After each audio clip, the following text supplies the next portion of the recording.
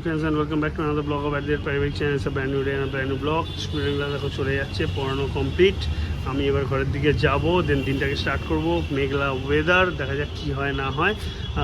ও তোমাদের সঙ্গে good morning বলেছে কিনা আই এম নট শিওর, সেটা আমি দেখছি, ওর সাথে গিয়ে কথা বলি, তারপর তোমার সাথে সব কিছু শেয়ার করছি। এই হলো আমার সকালের ব্রেকফাস্টও দিয়ে দিয়েছে, ও একটু পরে তোমার সঙ্গে গুড মর্নিং করছে, কাজে একটু ব্যস্ত আছে, তারপরে তোমার সাথে গুড মর্নিং করবে। আমি আপাতত এই খাবারটা খেয়ে মুদিখানা দিতে যাওয়ার আছে, মুদিখানাটা দিয়ে আসছি। আজকে এখন একটু মুদিখানা দিতে যাচ্ছি, একটু সবজি বাজার করতে যাচ্ছি।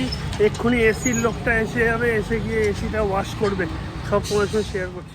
এদিকে মুদিখানা দোকানের সামনে বাজার সমিতির পুজো হয়েছে, গণেশ পুজো, কিন্তু দুজন মানে রিসেন্টলি মারা গেছেন, একজন রিসেন্টলি মারা গেছেন বলে কোনো গান বাজনা নেই। আমার ব্লগটা আজকে এখান থেকে শুরু করতে অনেকটা লেট করে শুরু করতে চলেছি, প্রায় 11:30 11টা বাজতে যায়। এদিকে রান্না বান্না প্রায় কমপ্লিট হয়ে গেছে, সকাল থেকে একটু চাপে ছিলাম বলে আর ব্লগটা এগোতে পারিনি। এই যে এখানে একটা তরকারি করে দিয়েছি বাড়ির সকলে, এখানে একটু আমরা চাটনি হয়েছে, আর এখানে হয়েছে একটু ডাল ছিল গতকালকে, সেই ডালটা গরম করা আছে, আর এখানে মাংস। তো আপাতত এই দিকটা রান্না হয়ে গেছে, এবার আমি আমাদের করবো। আর একটুখানি এই আজকে একটা স্পেশাল দিন আছে, তার জন্য একটু সেটার ব্যবস্থা করছি, সেটা পরে আমি বলবো। দুটো স্পেশাল দিন, দুটো স্পেশাল, অবশ্যই দুটো স্পেশাল, একটা বলেই দিতে পারি। আজকে হচ্ছে আমার গপু আজকে আমার ঘরে এসেছিল, গপুর আজকে প্রাণ প্রতিষ্ঠা হয়েছিল, সুতরাং আজকে আমার গপুর হ্যাপি বার্থডে। তো সেটা তো আছেই, তার সাথে আরো একজনের হ্যাপি বার্থডে আছে আজকে, সেটা আমার লাইফের বড় বড় স্পেশাল মানুষ, যার জন্যই আমি আজকে এখানে। তো এইটুকুই বলবো, যদি তোমরা কেউ আন্দাজ করে থাকো বা আমার আগের ব্লগ দেখে থাকো, যারা আমাদের সাথে 1.5 বছর ধরে রয়েছে, যদি কিছু আন্দাজ করতে পারো তো খুবই ভালো কথা, নইলে তো পরে আমি বলবোই।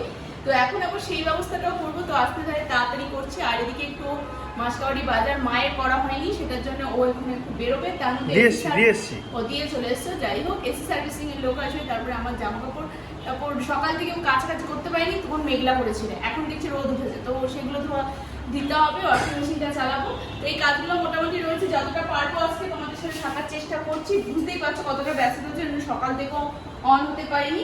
তো সাথে থাকো, দেখতে থাকো সারাদিনের কি কি হতে চলেছে। সানডে কিছু অনেক কিছু প্ল্যান ছিল, কিন্তু হয়নি। ভেবেছিলাম দুজনে একটুখানি মুভি দেখতে যাবো, সেই প্ল্যানটা আর হচ্ছে না, কারণ এতগুলো কাজ রয়েছে আজকে। তো দেখা যাক কতদূর কি হতে পারে। এই যে বলতে বলতে চলে এসছে, আমার এসির একদম শেষ অবস্থা করে দিয়ে চলে এসছে। এখন ভেতর থেকে জল পড়তে শুরু হয়ে গেছে, বাইরে এখনো জল পড়ে যাচ্ছে, মানে লিকেজ ফিকেজ স্টার্ট হয়ে গেছে। সেই নিয়ে এখন কাজ শুরু করলো, দেখি কতক্ষণে শেষ করে আর কি হয়, আর কতটা ঠান্ডা হয় সেটাই এখন দেখার। তো পুরো যাতা অবস্থা, কালো হয়ে গেছে, দেখেছো ভেতরটা। আর এই ব্লেডের তো বাঁ দিকে কোনো হাওয়াই বেরোচ্ছে না, সেন্টার দিয়ে তবু একটু বেরোচ্ছে, বাঁ দিকটা একদম হাওয়াই বেরোচ্ছে না, এমন অবস্থা হয়ে গেছে, একদম জালি অবস্থা।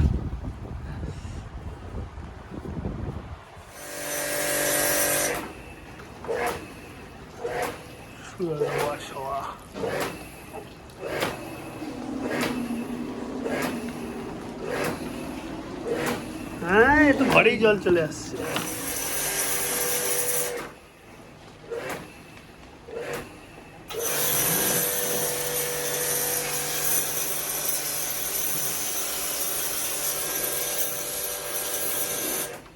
একদম কর্নার অফিসে এসি, ঠিক এখন বেরিয়ে যাচ্ছে। আমার ঘরে এখন আধ ঘন্টা এসিটা একভাবে চলুক, দেখি তাতে করে ঠান্ডা কীরকম কী হচ্ছে না হচ্ছে, নাহলে তো আসেই ডেকে নেবো আবার করার জন্য। তো এখন বেরিয়ে গেল, যাই আমি ঘরের দিকে যাই। দেখো 12টা বাজতে যায়। চলে যাওয়ার পর থেকে ঘর দর পরিষ্কার করলাম, 20-25 মিনিট হলো, এসি চলছে, বেশ ভালোই ঠান্ডা হচ্ছে। 26 ডিগ্রিতেও একদম সুন্দর আরামদায়ক ওয়েদার ঘরেতে হয়ে গেছে। সো ফাইন, এসি এখন ঠিকঠাক কাজ করছে। ওদিকে ও রান্না বান্না করছে, চলো ওদিকটাতে একবার যাই, ও কি করছে দেখি। কত কি করলে ও কমপ্লিট চলছে এখনো, স্টিল নাও গোয়িং অন। আমি আবার দেখি মুদিখানাটা হলো নাকি, দেখি যাবো। ও ওয়াও, চিলি চিকেন, আচ্ছা ঠিক আছে।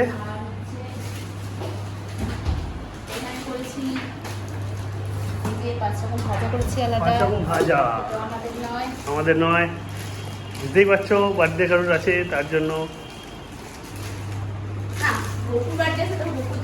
গপুর জন্য তো এখন করা হয়নি। গপুর জন্য মিষ্টি কিনে আনবো, একদম। হ্যাঁ একদম ঠিক আছে, তুমি এগুলোকে করতে লাগো। আমি ঘরটা প্রায় গুছিয়েই ফেলেছি, ও যাওয়ার পর থেকে এসি ভালোই ঠান্ডা হচ্ছে, সো ভালো মতনই পরিষ্কার করে দিয়ে গেছে যা বুঝলাম। আবার আপাতত আশা করি 2 মাস 2.5 মাস শান্তিতে থাকা যাবে, তারপর তো ঠান্ডা পড়েই যাচ্ছে এরপরে, আর কি বলো, তাই না?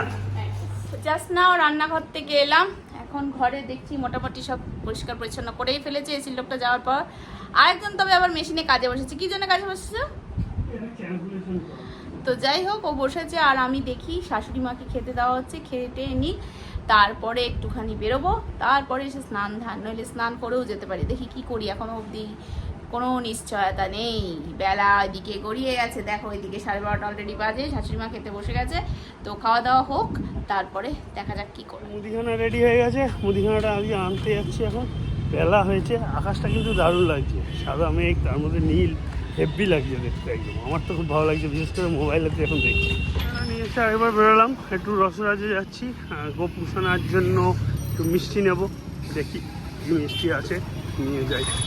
সকাল থেকে তো কি দৌড়াঝাপি যাচ্ছে তোমরা দেখতেই পাচ্ছ, তাই জন্যে গোপু সোনাকে হ্যাপি বার্থডে হিসেবে আপাতত একটুখানি দুধ কালাকাদ এনে দিলাম। তারপর বিকেলের দিকে দেখি আবার কিছু একটা অ্যারেঞ্জ করে ওকে দেবো ভাবছি। তা ঘরে তো রান্নাবান্না সেরকম কিছু ওর জন্য হয়নি, কিন্তু মিষ্টিটা এনে দিলাম। আর এখন যে আরেকজনের বার্থডে আছে বলছিলাম, সেই উদ্দেশ্য নিয়ে এখন বাইরে বেরোবো। কই তুমি কিছু বলো, ঘোরো এদিকে। এই তো ঘুরে গেছি, এবার যাই সেই স্পটে গিয়েই বলবো। সেই স্পটে গিয়ে জানাচ্ছি কার বার্থডের জন্য তোমাদের সকাল থেকে বলছিলাম। চলো, চলে এসেছি বাড়িতে, বার্থডে গার্লের পাশে দাঁড়িয়ে রয়েছি। আজকে শুভ জন্মদিন মায়ের, তো সেই জন্যই সকাল থেকেই ব্যস্ততা ছিল। তোমাদেরকে বলছিলাম যে আমি ব্লগে আসতে পারছি না, বুঝতেই পারছো পরপর চলছে। তো সেইগুলো এখন গোছগাছ করে নিয়ে এসেছি। এখন আমি আস্তে আস্তে সবকিছু গোছাই, তারপরে তোমাদেরকে দেখাচ্ছি পুরোটাই। আর এদিকে ব্লগও এডিট এখনো হয়নি, সরি ফর দ্যাট। এডিট হয়ে গেলে পোস্ট করবো, প্লিজ তোমরা দেখো আর সাপোর্ট করো। তো মাকে রেডি করে দিয়েছি, এই যে দেখো আমি কি কি করেছি। একটুখানি পোলাও, 5 রকমের ভাজা, একটু চিকেন করে নিয়ে এসেছি, তো আর একটু পায়েস। তো যেমন মা ছোটবেলায় আমাদেরকে দিত, হ্যাঁ চাটনি, যেমন ছোটবেলায় মা আমাদেরকে দিত ঠিক তেমন আমি মাকে গুছিয়ে দিয়েছি। তো যতটুকু পারলাম ততটুকু করলাম। দেখো কেমন লাগে তোমার, বলো কেমন লাগছে। খুব সুন্দর, রান্না কেমন আছে বলো? খুব সুন্দর হয়েছে। পোলাওটা তো অমায়িক, তারপরে অমায়িক পোলাও, অমায়িক কি করে গেল? দারুণ হয়েছে। তারপরে মাংস, চিলি চিকেনটাও হেভি হয়েছে। আচ্ছা ঠিক আছে, খাও। চাটনিটা এখনো খাইনি, খাবো তখন। ওখান থেকে ফিরে এসে আমার জবরদস্ত লেগে গেছে খিদে, তাই জন্য আমি বসছি এসেই এখন বসে খেতে। গেছে খেতে, এসেই বসে গেছে খেতে, এত খিদে পেয়ে গেছে। সব রেডি করে গেছিলাম, তখন বললাম যে দেরি হবে খেয়ে নাও, তখন শুনলেন আমার কথাটা। এখন খেয়ে বাঁচি। তা চল আমি আমার খাবারটা নিয়ে আসি, তুমি খেয়ে নিয়েছো তো। একটু রেস্ট করে নিয়ে অবশ্যই ফ্রেশ হয়ে গেছিলাম, কিন্তু আর তোমাদের সাথে আমার সেভাবে কথা হয়নি। ও তো খেয়ে দিয়ে দিল তাড়াতাড়ি করে, আর আমিও আবার চেঞ্জ করে একটু ফ্রেশ হয়ে একটু রেস্ট নিলাম, নিয়ে আবার রেডি হয়েছি। এখন আবার বেরোবো, বেরিয়ে দেখি টুকটাক মার মুদিখানা সকালবেলায় কিছু আর হয়নি, আমিও মিস করে গেছিলাম, আর ওরও খেয়াল ছিল না। তারপরে এদিকে যেহেতু রান্নাবান্নার মধ্যে ছিলাম, বুঝতেই পারছো, অল্প করে নিয়ে গেছি। এদিকে রান্নাবান্না শেষ করে তাই মা বকাবকি করছে, সবার জন্য করিস নি কেন? সবার জন্য তো বাজারঘাট সেভাবে করাই হয়, এই হচ্ছে ব্যাপার। তো যাই হোক, এখন দেরি আর করবো না। আর গপু সোনাকেও আমি মিষ্টি দিয়ে দিয়েছি, এখন ও নিয়ে এসেছিল, নিয়ে এসে দিয়ে দিয়েছি। ও এখন খাওয়া দাওয়া করুক, আমরা একটুখানি জলদি ওকে বলে টলে বেরিয়ে যাচ্ছি, বেরিয়ে ওর দিদার কাছ থেকে ঘুরে আসছি। চলে এসেছি মধ্যম স্টেশনের ধারে ব্রিজের নিচের বাজারে, যেখানে নর্মালি এসে থাকি, তোমরা জানোই। এখান থেকে যা যা লাগবে, পেঁয়াজ টিয়াজ বা আদা রসুন যা যা লাগবে, ও এখন একে একে নিক, সব এখান থেকে নিয়ে ঠিয়ে তারপর আবার ওইদিকে যাবো, শাশুড়ি মায়ের বাড়িতে এগুলো নামিয়ে দেবো। ওই যে উনি ভরছে, ফেগুনের তো আকাশ ছোঁয়া দাম, 100 টাকার কাছে দাম বলছে, 100 টাকার কাছে না, 100 টাকাই দাম বলছে। টমেটো 60 টাকা, মানে পটল মানে 50 টাকার নিচে জাস্ট কিছু নেই মার্কেটে, সবই 50 কি অ্যাবভ এরকম দাম। আর আদা আবার বেড়ে 300 টাকা হয়ে গেছে, মাঝে একটু কমে 200-250 এসেছিলো, এখন আবার 300 হয়ে গেছে। এখন এসে গেছি শ্বশুর বাড়িতে। ও একটুখানি কচুর শাক, নাকি এটা কচুর লতি কোনটা, কচুর শাক ছাড়িয়ে দিচ্ছে মাকে। এদিকে শাশুড়িমা বসে আছে, শাশুড়িমাই বসে ছাড়াতে বসেছিল, ও বললো ওঠো আমি ছাড়াই, কিন্তু বসে গেল ছাড়াতে, পটাপট ছাড়াচ্ছে। ছুরি এক্সপার্ট, বিশাল ছুরি চালাতে পারে, তার জন্য এখন তাড়াতাড়ি করে ছাড়াচ্ছে। দেখো না স্পিড, দেখো এখন ধরছে আর টানছে। শ্বশুর বাড়িতে বেরিয়ে চলে এসেছি, এখন সুদিদি কম্পিউটার্সে এসেছি। একটা কম্পিউটারের জিনিস কিনবো, একটা ওয়াইফাই এক্সটেন্ডার কিনবো দাদা, তার জন্য। তো ওটা যাই, গিয়ে নিয়ে তারপরে বাড়ির দিকে রওনা দেবো। চলে এসেছি বাড়িতে আসার সময় অ্যাজ ইউজুয়াল যেটা হয়ে থাকে, তোমরা এতদিনে জেনেই গেছো গণেশ পুজোর ভোগ বিতরণ হচ্ছিল জায়গায় জায়গায়, তো একটা জায়গা থেকে আমি আরও ভোগ পেয়ে গেলাম। কাছে একটা টিফিন বাটি ছিল, সেই টিফিন বাটিতে কিছুটা নিয়ে নিলাম, রাত্রিরে ওটা খেয়ে নেবো।